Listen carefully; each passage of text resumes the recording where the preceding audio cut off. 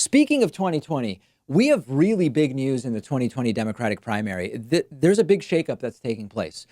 It's been about a week since we looked at polling numbers. And my question last week was, when should the candidates polling 0 and 1 get out of the 2020 Democratic primary?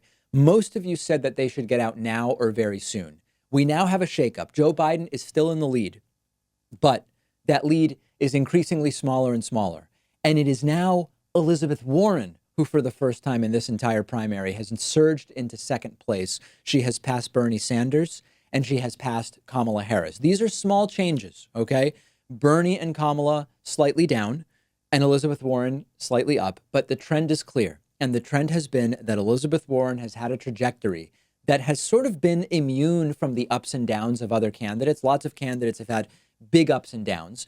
Elizabeth Warren hasn't had that. As you see on your screen, Elizabeth Warren has had a slow, steady climb, about 1.5 points per month, dating back to April. And she is now within the margin of error, but in second place, averaging 16.3% of the vote. Now, in the meantime, she's been helped a little bit by the facts that Bernie and Kamala Harris have had sort of some weak results in recent polls, one by the NBC Wall Street Journal, another by The Economist, and one by Emerson. So important data points. First of all, Bernie, Warren, and Harris are still really close. There's only 2 points in total separating the three of them.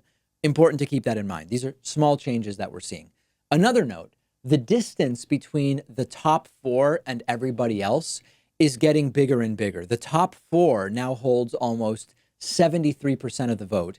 16 other candidates are splitting the remaining 27% of the vote. So no one seems to have any chance of even getting into the top four other than maybe Pete Buttigieg, who's still at 6%.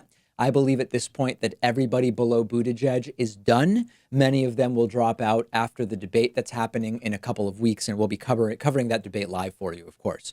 In the meantime, the decline of Joe Biden continues to be something to behold. At one point, Joe Biden had a lead of almost 27 points over Bernie Sanders in early May. Biden's lead has shrunk to just 9 over Elizabeth Warren at this point. And it is a very different race now than it was when Joe Biden first got into this thing. And between Joe Biden's poor debate performance and some of these strange public appearances, combined, honestly, with a relatively small public profile, other than showing up in Seattle a couple days after the debate and saying something very weird about a gay waiter, which I talked about. So at some point, and I've gotten questions about this, there is going to be the issue of, are Bernie and Warren splitting enough of the vote that combined they could take the lead over Joe Biden? So like as an example, right now Elizabeth Warren is polling 16 and Bernie's polling 15. If we imagine that 80% of Bernie voters would switch to Warren if Bernie was out, I'm not saying those are the numbers, but imagine that that was the case,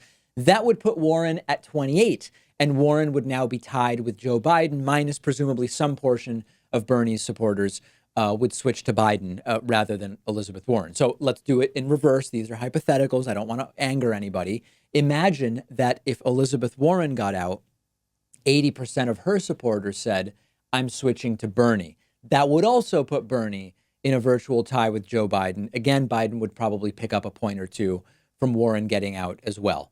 I still don't believe that we need to worry about this right now. It's early. We haven't had a second debate.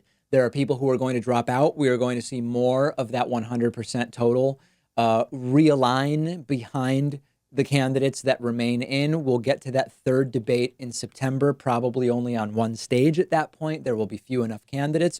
So let's continue to focus on issues. Let's not allow, in particular, as I said at the top of the show, don't allow Trump to play games to divide the left. This entire Trump taking Pelosi's side against the progressive New Dems, it's meant to divide the left. Don't allow it to happen. Let's go through the process. Let's support the candidate that we believe represents our values and shares our policy positions.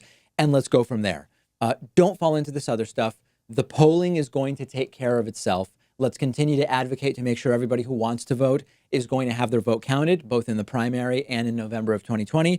Let's continue to ensure that the DNC, or try to ensure that the DNC does not put their fingers on the scale or their leg on the scale or their entire body on the scale and we have the closest thing to an open and fair primary as possible. And then we'll deal with with Warren and Bernie potentially splitting the progressive electorate to Joe Biden's advantage. We will deal with that when the time comes for it. If you think the time is now, then I want to hear from you. Okay, let us know. We're on Instagram at David Pakman Show, and the show is on Instagram at david.pakman.